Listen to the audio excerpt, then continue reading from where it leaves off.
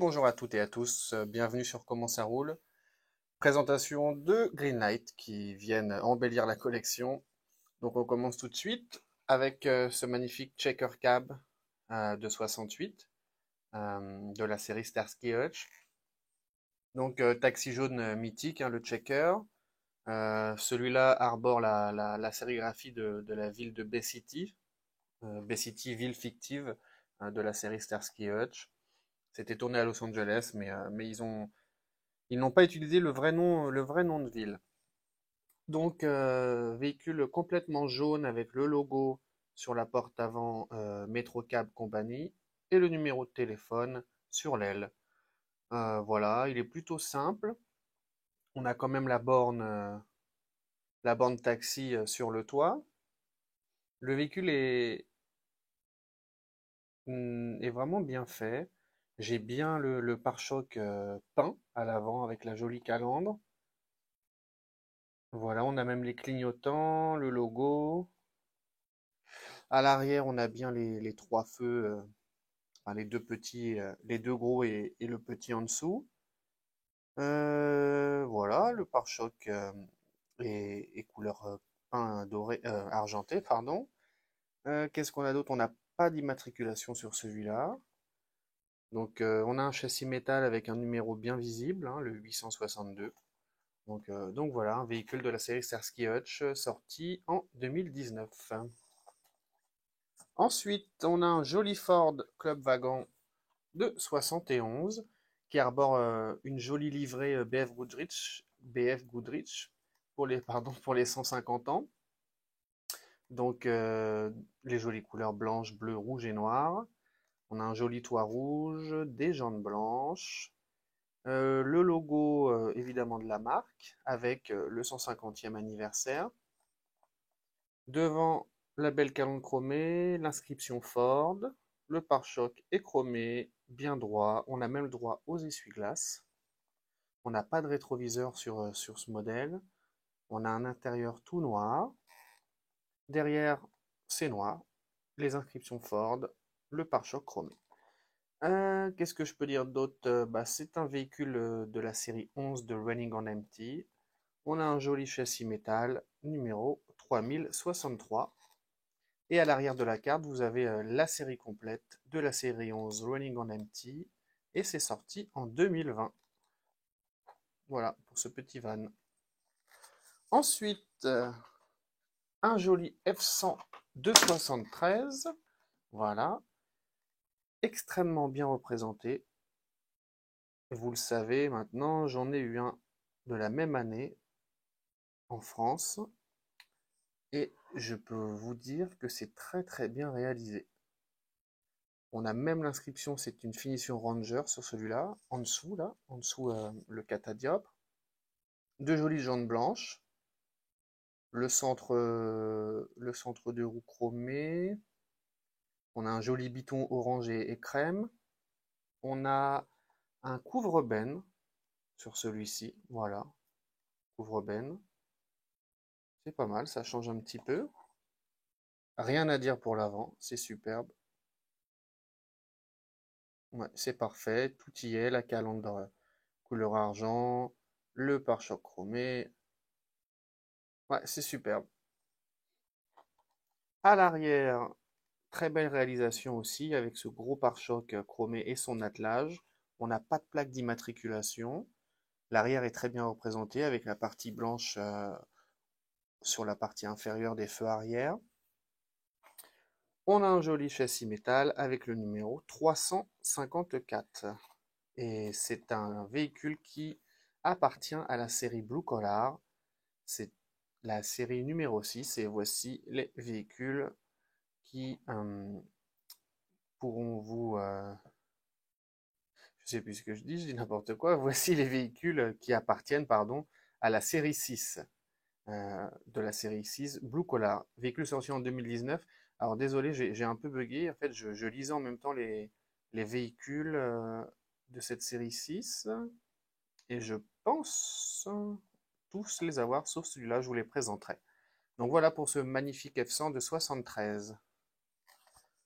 Ensuite, Une Shelby GT350 verte et jaune de 66 avec la carte BF Goodrich, donc marque de pneus, avec le véhicule qui pointe à droite. C'est assez spécifique à cette série de pneus là qu'on voit ici. Bon, le véhicule, ils savent faire, hein. La Shelby, la Mustang Shelby, il n'y a rien à dire. On a même droit sur le capot aux attaches capot. Bon, elles sont peintes, hein, c'est pas des vraies, mais ça fait le boulot. Voilà, une de chaque côté. On a de jolis jantes racing avec l'extérieur chrome, l'intérieur gris peint. Voilà.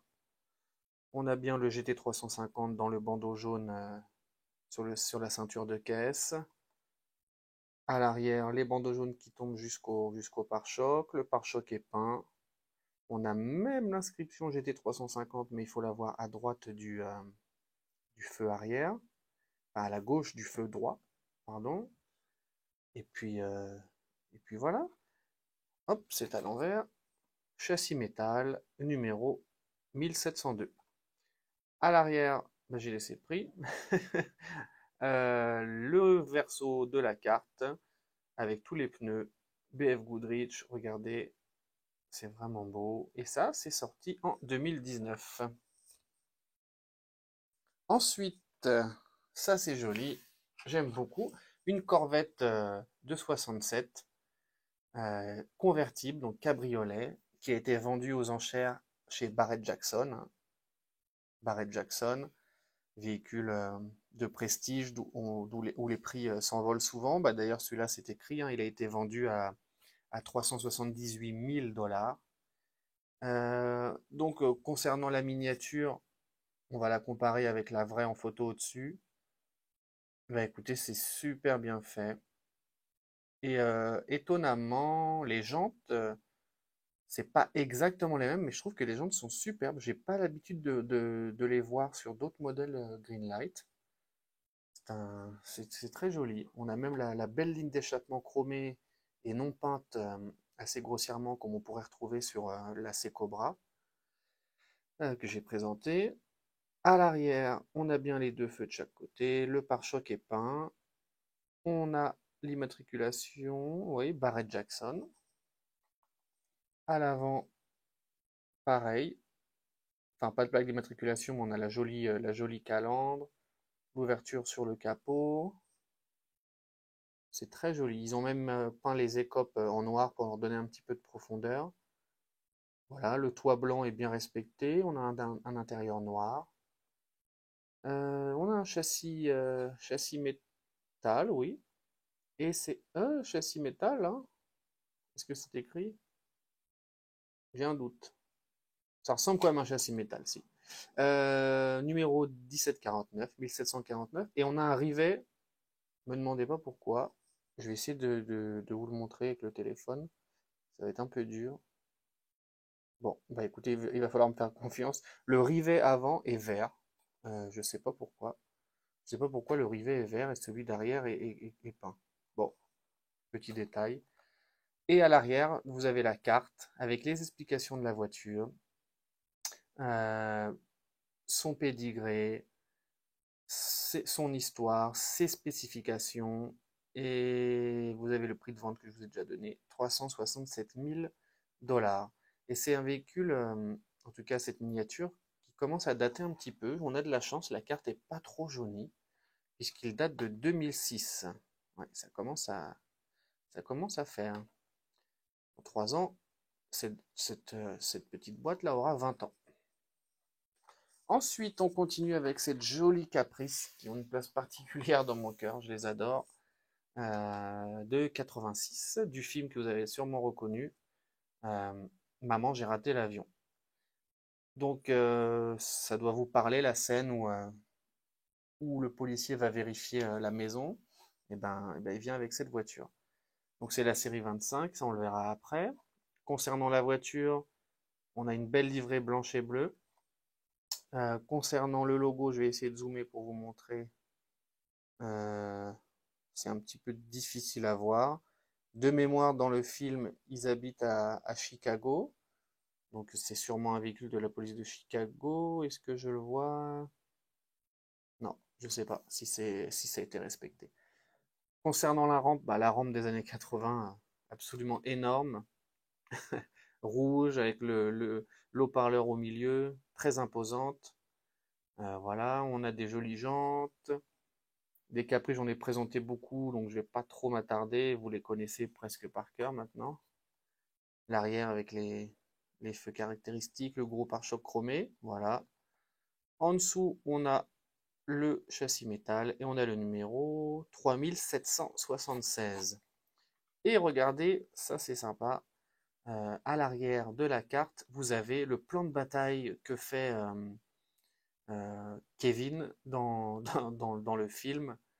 Donc voilà, il met de la glace ici, de la colle, du feu ici, encore de la glace. Enfin, ceux qui ont vu le film, ça va vous parler, c'est très bien fait. Et donc ça, c'est sorti en 2019, voilà. Et pour finir, une jolie Ford Cobra, Ford Mustang, appelez-la comme vous voulez, de 79, édition rare, roue verte, châssis vert.